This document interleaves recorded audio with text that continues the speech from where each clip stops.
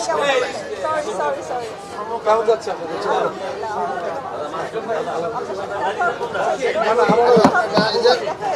না? আমারও ইচ্ছা ছিল খুব। আপনি তো প্রথম ছবি আপনারা হচ্ছেন পায়োনিয়ার, আমরা মাত্র শুরু করছি, সাথে থেকে কাজ করব। আমরা তো জয়েন্ট কোলাবোরেটিভ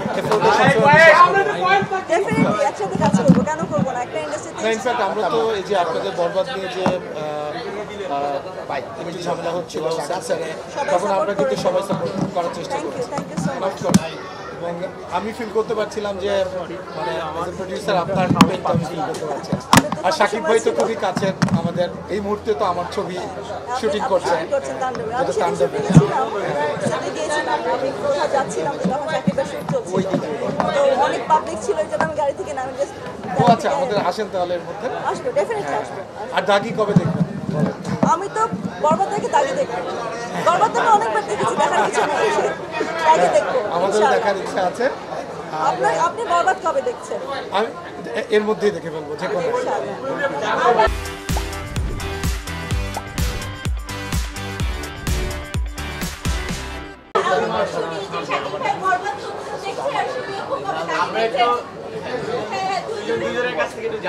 না, আমরা এমনও হতে পারে একটা অ্যারেঞ্জ করতে পারি যে আমরা বরবাদ দাগি একসাথেও দেখতে পারি, সেটাও হতে পারে। হ্যাঁ, দেখবো তো, অফকোর্স দেখতেই হবে।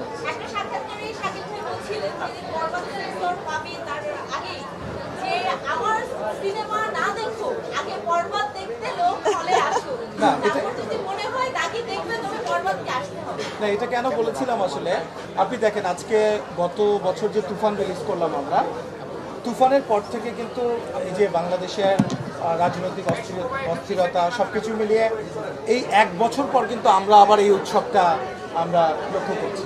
এই যে বরবাদ এসেছে, দাগি এসেছে, অন্যান্য আরও সিনেমাগুলো এসছে, এবং আপনারা জানেন যে এই মুহূর্তে এই যে সিনেপ্লেক্সে প্রায় বরবাদের 34টা শো, দাগির 34টা শো। তো এটা তো এই উৎসবটা কিন্তু অনেকদিন পর আমরা আবার পেলাম। তো দর্শককে হলমুখী করা অত সহজ না কিন্তু। সো সেখানে তো অফকোর্স বরবাদের অবদান আছে, দাগির অবদান আছে, সব মিলিয়ে। তো সেটাই তো, এটা তো খুবই পজিটিভ।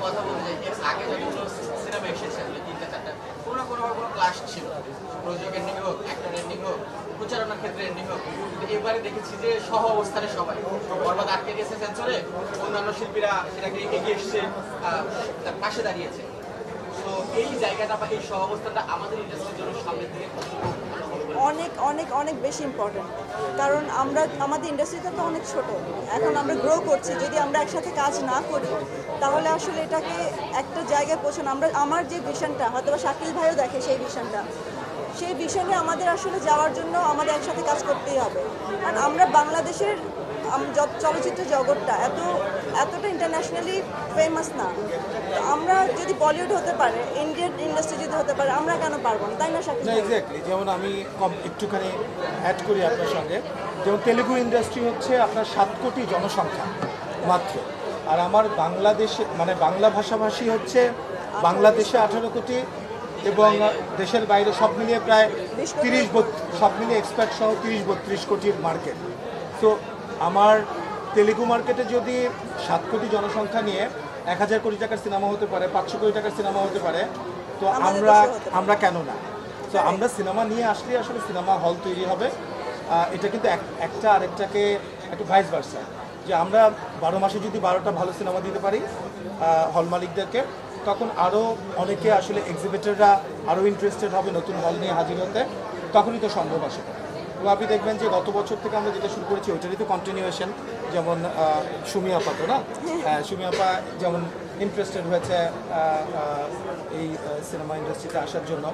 তো তুফান যখন আমরা রিলিজ করি, গত 30 বছরের ইতিহাসে কিন্তু সবচাইতে বড় হিট। তারপর আমাদের প্রথম সিনেমা যে ছিল সুরঙ্গ, সেটাও ব্লকবাস্টার ছিল। তো এবারও আমরা চাই বরবাদ ভালো করুক, দাগি ভালো করুক, অন্যান্য যে সিনেমাগুলো আছে সেগুলোও ভালো করুক, তাহলে ইন্ডাস্ট্রিটা বড় হলে সবার না।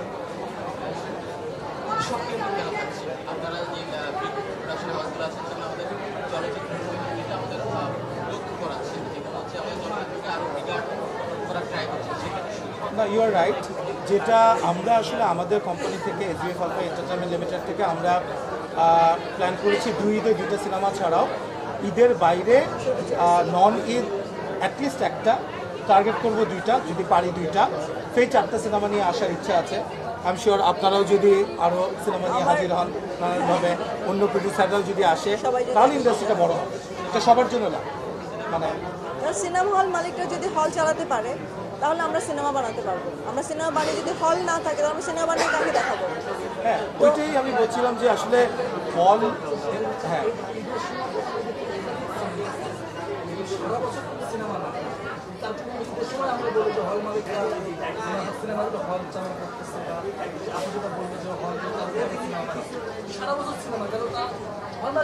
না না, আমি ঠিক সেটাই বললাম যে এটা তো একদমই ভাইস ভার্সা, যে আমি 12 মাসে 12টা হিট সিনেমা দিতে পারলে তাহলেই সিনেমা হলের সংখ্যা বাড়বে।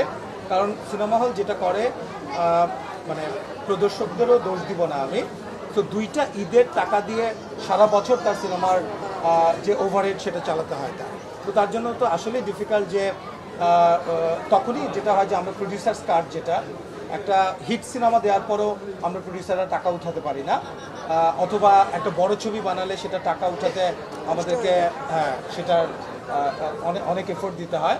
তো সেটা অ্যাকচুয়ালি দর্শকের উপর ডিপেন্ড করে। আবার দেখবেন যে আমরা বড় ছবি নিয়ে যখন হাজির হই ঈদে, কেন? কারণ আমরাও রিস্ক নিতে চাই না, যে কারণ ঈদে আসলে দর্শক হলে আসে। সো আমরা ঈদের বাইরেও যখন ছবি করব, ঈদের পরে দর্শকদের ওই কনজিউমার বিহেভিয়ারটাও চেঞ্জ হবে, তখন দর্শকরা হলে আসা শুরু করবে। সো একটার সঙ্গে একটা আসলে খুবই পরিপূরক। তো ওইভাবে করেই আসলে ইন্ডাস্ট্রিটিকে হলিস্টিক অ্যাপ্রোচ নিয়ে দেখতে হবে। বলেন আপনি কবে দেখবেন দাগি? আমরা আপনি বলেন আপনি কবে দেখবেন? একসাথেই দেখবেন, এর মধ্যে এই এক সপ্তাহের মধ্যেই আমরা একটা প্ল্যান মধ্যেই দেখবেন ইনশাআল্লাহ। হ্যাঁ পসিবল, শাকিল ভাই রাজি হলাম সেটাও দেখবো। না, আমি রাজি আছি অ্যাবসলিউটলি।